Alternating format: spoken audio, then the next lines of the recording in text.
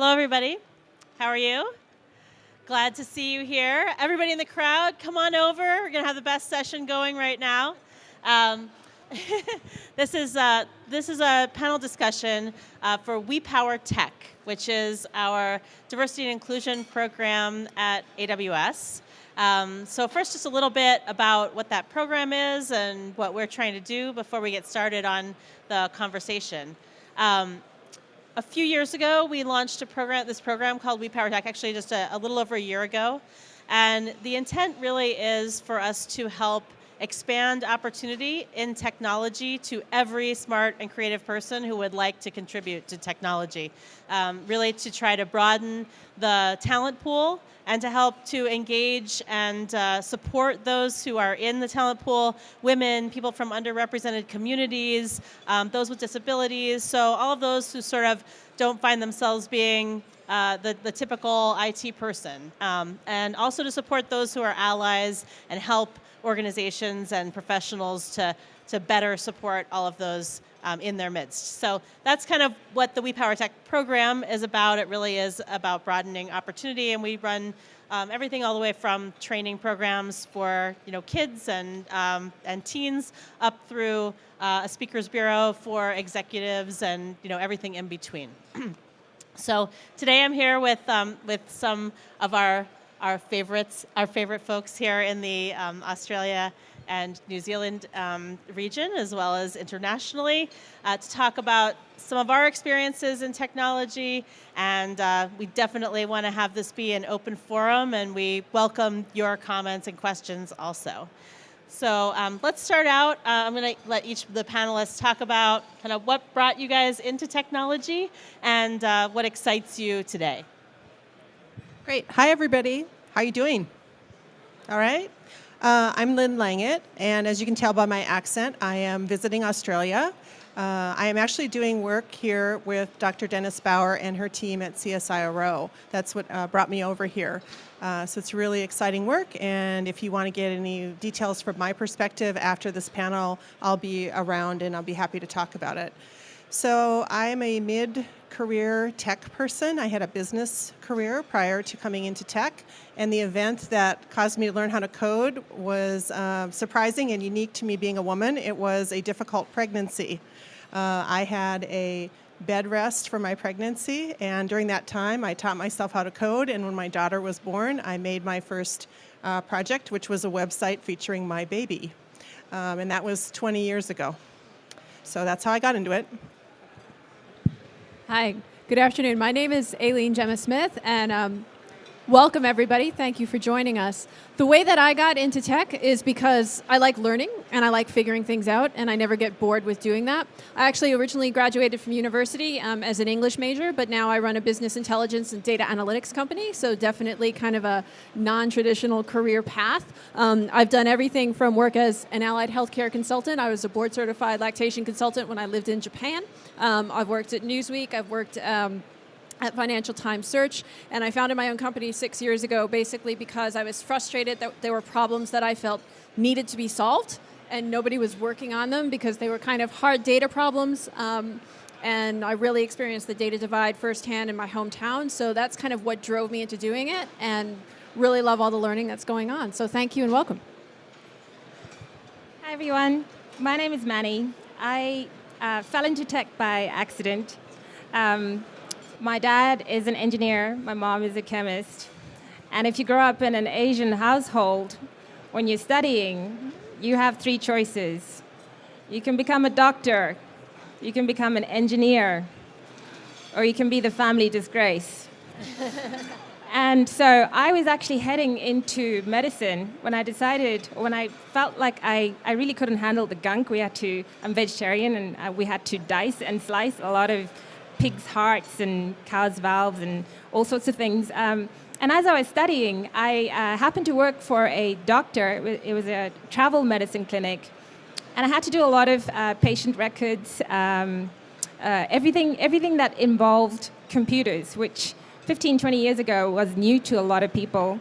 And so they left me to handle all that. And that's kind of how I fell into tech, accidentally. So I finished my undergrad in physiology. and did a postgrad in business with technology. I love technology because I think today this is how we communicate with each other, through these devices. Literally, I'm tied to one all the time. So, yeah, I'm excited to be here. Welcome. I see there's a lot of you hanging about. Why don't you guys come take a front seat? We're keen to have this conversation with you. And it says, We Power Tech. Gentlemen, we want to do this together with you. And I just realized I didn't introduce myself. So I'm Tricia Davis-Muffet. I'm based in Washington, D.C. I'm the Director of Global Public Sector Marketing for AWS. And I came into, I'm also an English major, but I came into working in tech. I'm the child of my mom was a microbiologist at a time when most of the women that she was going to college with were pursuing either nursing or being a school teacher. And so I grew up sort of hearing her stories of how she had to fight to actually have a more technical career, and my dad's an engineer. So I think I was always sort of hardwired to be someone who could translate technology into something understandable for others out there. So that's sort of what drew me into technology. So I want to start out the conversation by asking, what barriers do you think that you have faced and had to overcome, in your time in technology so far? And do you have any thoughts about, we really embrace the idea of inclusion, not just diversity. So diversity can be like, well, we better have sort of one of everybody represented here, right?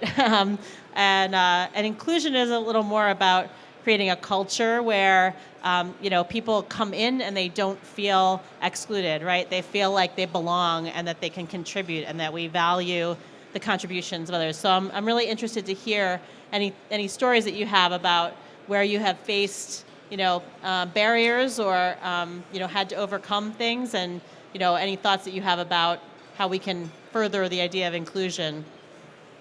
Whoever wants to start. Yeah. Okay, great. So how much time do we have? We can talk about barriers and we can talk about opportunities. I always like to think about barriers as, here's a challenge, what can I do to solve it, and then what can I do to make sure that the next person doesn't have to deal with the same challenges that we did. Our company was accepted into an accelerator in 2014, so we relocated to San Francisco for half a year. That experience was really interesting for me because a lot of times I got questions like, oh, but you're a mom? And kind of thought, yes, and what does that have to do with my capability of being a CEO or not? But suddenly it was like there was this lens of judgment that if you're a parent, then therefore you must definitionally not be as driven as someone else who might be younger and just out of university. And I'm thinking, yeah, so I've done divorce, relocation, my son's got a chronic illness, like what else do you want to throw at me? Because we can get through, right? We can get through this kind of stuff. But sometimes you do have folks that they don't understand intentionally the barriers that they're putting up or how folks can suddenly feel uncomfortable, right? So piggybacking on some of what you said, one of our engineers, he doesn't drink. So if you have a working culture or a co-working space where everyone's like, hey, we've got beer and ping pong and everybody join us so we can all network and get together, that person's going to suddenly say, well, but I don't belong there. And saying I don't belong there suddenly makes people feel like I don't want to be a part of that. So how can we start to create communities where we're really thoughtful about what we do to make everyone feel welcome, from what our language is to how we even set up those sessions, and I think that that's important. But yeah, ageism is real, sexism is real, elitism is real. I had folks questioning that you've got an English major, how could you possibly be technical? And I thought, well, we can learn, right? Learning doesn't confer a degree, no more learning. Like, no, I can answer these technical questions with you. Like, let's talk about that. But really trying to think about ways that how do we now turn this into an opportunity to amplify a message of let's all do things differently. But also, when I think about other women who might want to start a company or get involved as a startup, what can I do to be a support and a mentor for them to say, yeah, it's hard. Here's how you can get through. And guess what? There actually is a network of folks that want to help you and want to be able to get through that. So hopefully that helps. Yeah, I'm going to add to yours. You touched on race, sexism, ageism, elitism. Double jeopardy for those of color. We don't we try not to talk, it's really hard to talk about this with politically correct language. But women of color have what I call double jeopardy. And I say that for two reasons. Every time a white woman breaks the glass ceiling to get through, there's a brown woman over there cleaning that mess up. I have to say that in very muted, friendly terms because we are one and we're trying to shatter that glass ceiling together. For people of color, we don't talk about a glass ceiling, we talk about a concrete ceiling. When you have a glass ceiling, you can actually see what's up there. You can aspire, because even if it's a bloke doing it, you kind of get the idea. We talk about concrete ceilings. We don't have role models. There's not a lot of female leaders in Australia that hold top positions. A few weeks ago, Macquarie Bank appointed the first woman of colour, Shamara Wickramaretne. She's Sri Lankan, and it gives me great hope. I'm Sri Lankan, so I was like, yay for us. But we're such a multicultural country. We've got over 300 different ancestries in Australia. With such a confident veneer, we should be able to see a lot more than just, and this is a polite way of saying it, than just white men at the top of the ladder. Why aren't there more women? Why aren't there more women of color? And every indication, every report that's been created, there's a 2015 report by McKinsey, there's plenty of data and research out there that says if you have a company that has women in top leadership positions, you are 15 points ahead in terms of performance. You are 35 points ahead if you have people of color in your top leadership panels. There is no excuse in today's age to not have that representation. And I think adding to the ageism, sexism, hey, let's go one bar higher.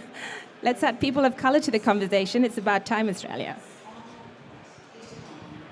So let's think about the full spectrum. We talked a little bit about sort of that full spectrum of folks from all the way from kids up to senior executives, and trying to think about inclusion and bringing more people into the fold. I know, Lynn, you've done a lot of work on education and sort of all along that spectrum. So I'd love to hear your thoughts and others, if you want to chime in after, about how we can be more inclusive in education. Sure. So I have run a nonprofit called Teaching Kids Programming for 11 years. And the Artifact is an open source bridge Java courseware library that's designed for middle school, so grade 5, 6, 7 teachers. And it's designed as a bridge between Scratch and full Java, which is what's available in the United States. The computational principles can be applied to other languages that are more popular, like Python and so on and so forth. But anyway, because of this, I have lots of experience. I've taught hundreds, even thousands of kids around the world to code. Also, I came to coding, as I told you in my story, midlife. I was 38 years old, and I'm now 57. So I'm a 20-year-old coder, which really gives me a lot of advantages. It gives me a beginner's mind. Concepts like functional programming are not difficult for me to learn because I don't have to unlearn 40 years of OOP, for example. In addition to teaching kids programming, I have another part of my professional career where I create professional courseware on LinkedIn Learning. I have 20 plus courses on cloud technologies, most of which are on Amazon Technologies, and I have over 4 million people that have watched my content. So I get a lot of feedback from my students. The most typical piece of feedback that I get is, can I learn this? What should I learn? How can I learn this? What things can I learn? I have these skills. Is it possible for me to learn this? And my answer is a resounding yes, at all ages, at all levels. And I like to use myself as an example. Because I wanted to get into machine learning and I didn't have the opportunity to have the math that I needed, when I was 51, I spent 1 to 3 hours a day learning math, calculus through Khan Academy. My math skills are as sharp as a recent university graduate, and it's allowed me to create content in technologies that are super hot, like TensorFlow, and make lots of money, something we're all interested in. So I think that education needs to fundamentally change because of the pace of innovation of the cloud vendors like Amazon and other vendors. And we need to think of it as a lifelong activity that starts in K through 12 and must be a part of K through 12, not after school, not on the weekend, not a camp, in school, and continues lifelong. And obviously I feel very passionately about this, and I like to use myself and my students as an example. The last point about this, I'll say, and this goes to the earlier topic, is one of the ways I find most effective in overcoming some of the limitations in the industry is to make things that service customers. Commit to GitHub. Go look at my GitHub. Go look at it. I commit every single day. There's no other way to learn how to be technical than to be technical and to be visibly technical and make that a part of the education cycle. Not only learn, but go make a YouTube video about what you learned, because other people will benefit from that.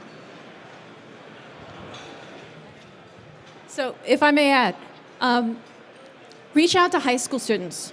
Talk to them. Let them know, hey, here's a great podcast, or here's a great video. I've also worked with young women at high school and university level, and I'm always struck by how many times they'll play back to me, as you said, can I do this? But also, hey, I didn't know there are these amazing women engineers who look like me, who make me suddenly feel that being an engineer or being in tech is not this kind of stereotypical picture that I might have, but I could do this. So sometimes just even small things like, can I do a talk at a high school? Or can I reach out to, students that I might know in high school and say, did you know that these things are available? A friend of mine's son, he lives out in Roberts Creek in British Columbia. I told him about AWS Educate. The kid's like, this is awesome. I don't have anything like this in my school. Nobody told me about it, but you're giving me a road in. So sometimes they're just small, immediate things that we can do within our own communities that can start to have a really big impact.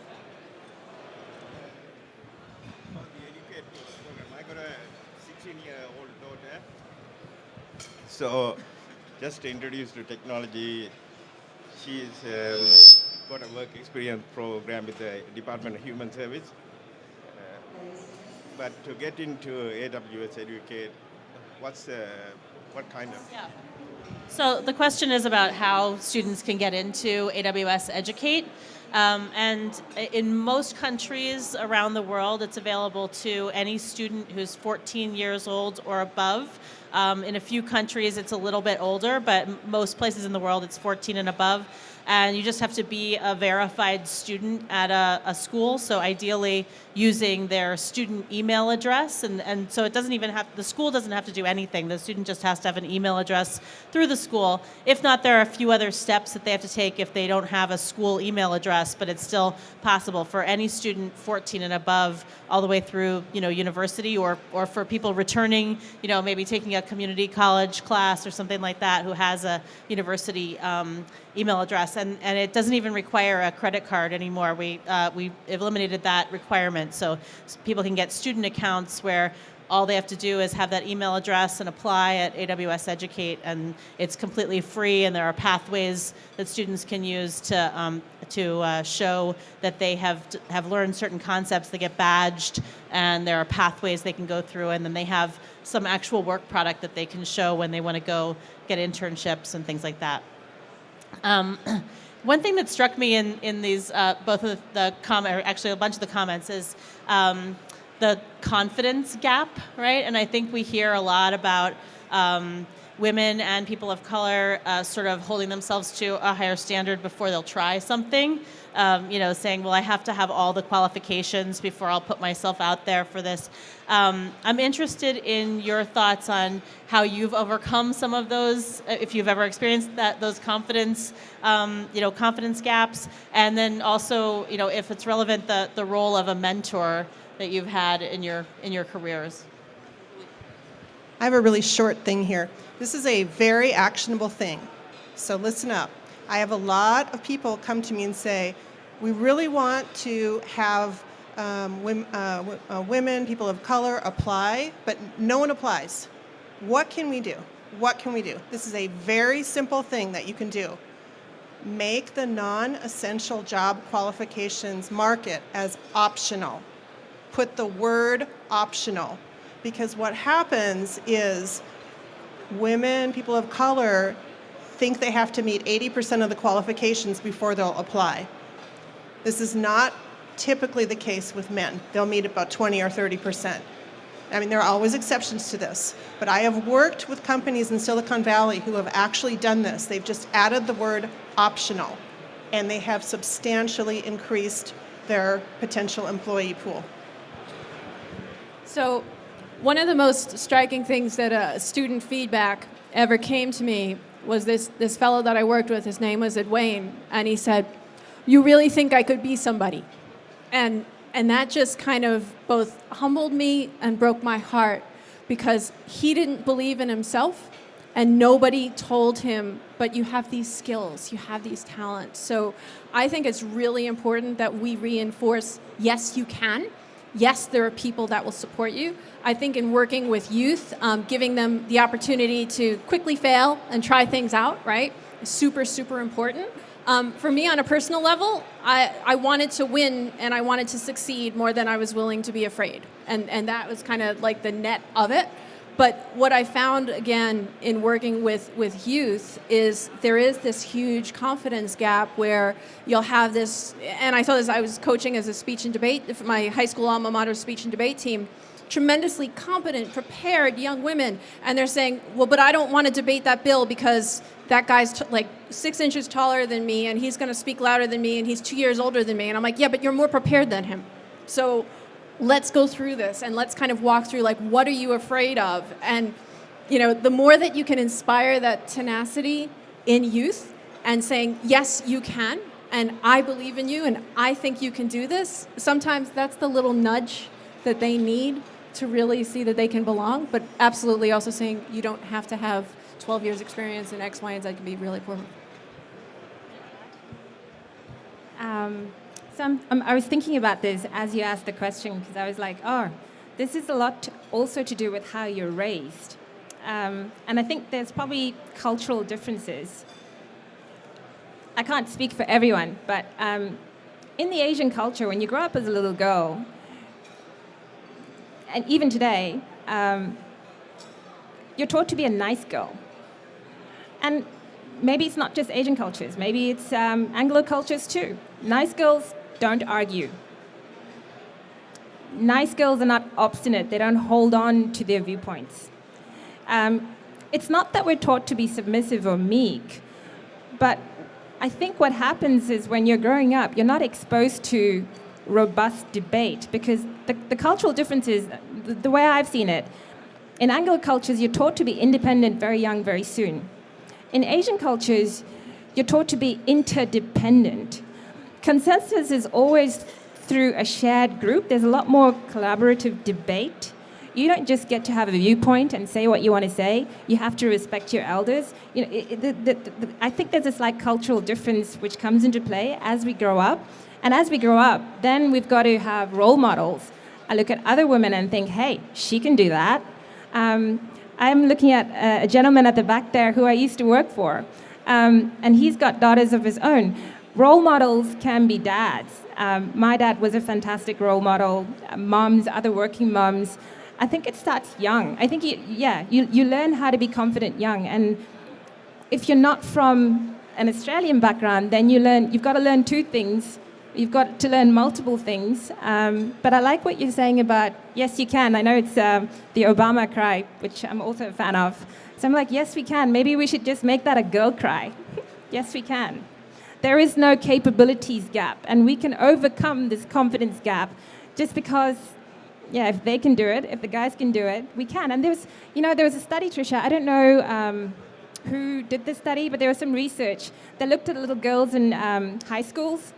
And every time a teacher asked a question, the boys weren't afraid of putting their hands up. Even if they got the answer wrong, they wouldn't care. They'd be like, I've got the answer, I'll tell you what it is. The girls were a lot more hesitant. So we've got to start right at the beginning. I don't know if it's just a cultural thing, but that research was just an American piece of research, actually. So I kind of feel like this can start now. We're already in the process. Yeah, and we can't wait to unleash, hey, all those little girls coming up. Yeah, and I'm reminded of, I don't know if you guys have heard about the Girls Who Code program in the U.S., where they they girls and put them through coding camps, and a lot of them don't have a lot of experience with technology before they come to the camp. And one of the things that they learned was that the girls would call their teacher over after, spending 20, 30 minutes on a task and say, I'm stuck, I don't know what to do. And the teacher would look at it and there would be a blank screen. And they had to learn that they needed to hit undo, undo, undo, undo, undo, so that they could see that they actually had done quite a lot of work. But they just couldn't get the code to work out perfectly. And so they'd rather show the teacher a blank screen with nothing on it than show them some code that wasn't working. And I think that kind of idea of getting comfortable with failure is really tough. And I think it is one of the things that as mentors we can help those who are younger or who are newer to technology get comfortable with. I'm really interested in the idea of using whatever privilege you have to speak up for others who don't have that same privilege.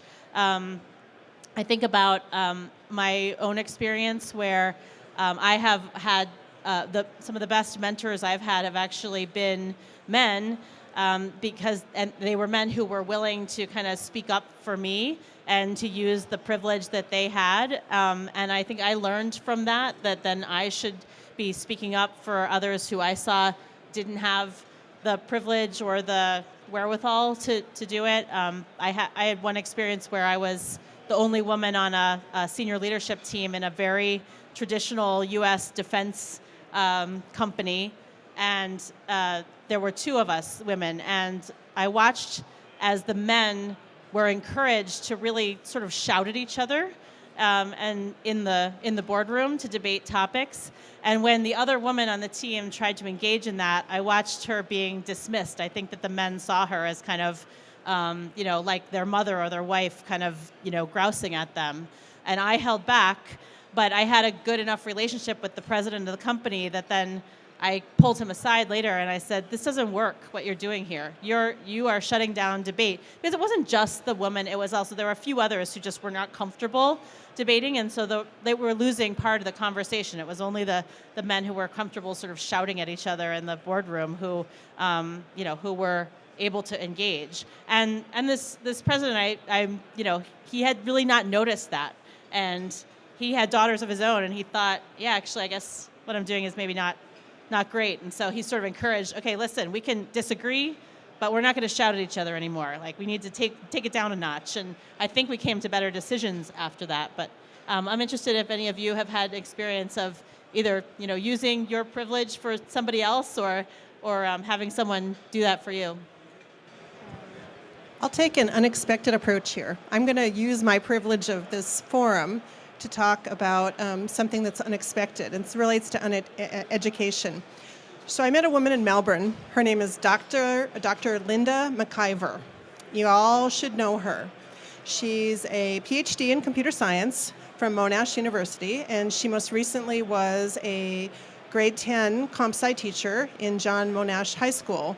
And after 5 years teaching there, she developed an innovative curriculum that was recognized in the tech industry, and she's launched a nonprofit called ADSEI, the Australian Data Science Education Institute.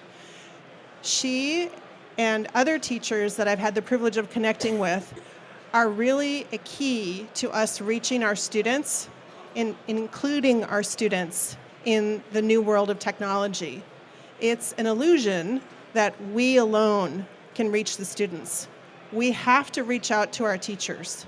And you guys here in Australia have this fantastic woman. She was up in Sydney yesterday. I had lunch with her, talking to industry, trying to get some traction. So it's a plug, but I don't care. It's adsei.org. Reach out to people who don't have a voice in the tech industry, and that could be from a different industry. So Linda Mciver. Cool. Tricia said something that is like a trigger word for me. She said there was yelling in that debate, and the woman's voice wasn't heard. And I don't know if you guys are watching the furore with Serena Williams, the tennis. And look, I don't want to judge. I'm not a tennis expert, so she might have broken rules. Maybe it wasn't right what she did. But we have double standards. And that's just a fact. Men can get away with so much more than women can. And if you have a voice, then use it. I am so full of admiration for that woman because she's not taking nothing lying down. She's just way back in their face. Having said that, I don't know, you should check out this lady called Michelle Wolf. She's a fabulous comedian. She's a feminist, and she's just sensational. She talks about being a nasty lady. I'm not advocating that any of you ladies be nasty, but there are a few takeaways that you can get from that, right? So if you look at the most powerful world in the women today, and I'm talking people like Angela Merkel or even Hillary Clinton. Look at the most powerful women in the world today. And the way that they've become successful is actually by embodying a lot of masculine qualities. They become tougher. They're a lot more aggressive. They're smart as whips, but they do tend to take on a lot of male characteristics. And kudos to you if you can do that. But not every woman can do that. Not all of us have big voices. Not all of us have that energy. And then I look at a new model for that, like Jacinda Ardern, a wonderful Kiwi Prime Minister. And I think to myself, hey, maybe there is a different way. We don't have to be as tough as men. We don't have to bow down to that paradigm that has existed for the last millennia because they've been in charge. We can develop our own way of being. And what if that means we're softer? And I think in foreign diplomacy, they refer to it as soft power. We can be softer and still be powerful. We can be creative and still be successful. There is no need to be one way or the other. And so the thing that I take away from that is be who you are and play to your strengths. If you're soft-spoken, that doesn't mean you can't be the CEO.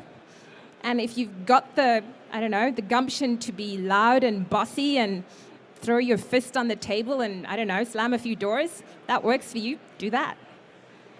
Yeah. So just one other point. I think women are a community and we can all bring one another up. And sometimes from a position of privilege and power, the best thing that you can do, right, and give someone else who no one thought of for the opportunity to say, actually, you don't need to hear what I have to say. You need to hear what she has to say. That's it. Well, you played right into my hand here. I was going to, as a last thought, because we're just about out of time here, I was going to ask each of the panelists to say, one thing that you would give the group to take away of something that you can do to, support women, people from underrepresented communities, those who don't have a voice, to have a greater voice. My thought is that I've been trying when I'm asked to participate in an event and I see that it's about diversity and inclusion and it's all white women, to actually give up my spot and recommend some women of color to be in my place. So. I recommend a book. It's called Growth Mindset from Carol Dweck. And if you have middle school aged children ages 10 to 14, Carol Dweck has done research about what your perceived ability to learn, how that affects your actual ability to learn, whether you're innately smart or whether you can learn something. It had a profound impact on the raising of my own daughter. And I've seen it have a profound impact on not only children, but many people. So Growth Mindset from Carol Dweck. So 2 things. First, be someone's champion. Be that champion to bring someone else up. And the other thing is ask questions. If you want to make a difference and you're thinking, well, why isn't this getting anywhere? Why aren't we reaching? Ask, what am I not understanding? And then just listen to what they have to say. Okay, mine's going to be long-winded. Bear with me, because I have a lot to say, apparently. There's a saying called charity begins at home. So it begins with yourself. And the problem with being a woman, sorry, not the problem, because it's joyous delight being a woman. The challenge with being a woman is that on top of society telling you what to wear, eat, think, do, weigh, is that we are always constantly at battle with ourselves. We are sometimes our own worst critic. We put ourselves under so much pressure to be perfect, to finish everything at work and then finish everything at home. And at the end of the week, you are exhausted and you are just done with it all. To give yourselves a break and just say some days, hey, I did well. Self-care is super important. Before we can support anyone else, you need to be able to look after yourselves. And I think if you're a working mother or you're running a business, or even if you're a student studying, you're still a woman trying to make it in the world, it's a tough world out there. And you know, there's lots of things we can do from an infrastructure and a policy perspective, but it still begins with you. So I think taking care of yourself, being kind to yourself is super important. And then as a sisterhood, if I can call it that, is to be kind to each other. And when I say we battle with ourselves, sometimes out of this, I don't know, maybe it's frustration, whatever it is, women are also extremely self-critical of other women. And I'm sure you've all experienced this at some point. And the truth is, you know, we're super judgmental. We're like, oh my God, is she wearing that at her age? Or do you see how she parents her kids? Really? She's not using organic food or whatever it is. You know, we're the cattiest. I don't really see men do that. And so the thing to remember, I guess, is if you can be kinder to yourself, you're more at home with who you are. The struggles you have as a woman, every other woman is probably going through the same damn thing. We just don't realize. We don't understand why that working mother has to work, that she can't be there for the child. So let's not be judgmental. Let's just accept the fact that we all have some mission that we are trying to accomplish. Begin with ourselves, uplift the next woman, and then I think we're good. Yeah. Something like that.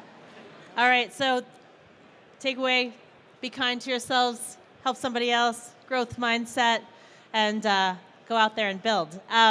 So we do have some swag for everybody who was here, so you can see my friends over here and grab a We Power Tech bag so you can carry our message out into the world.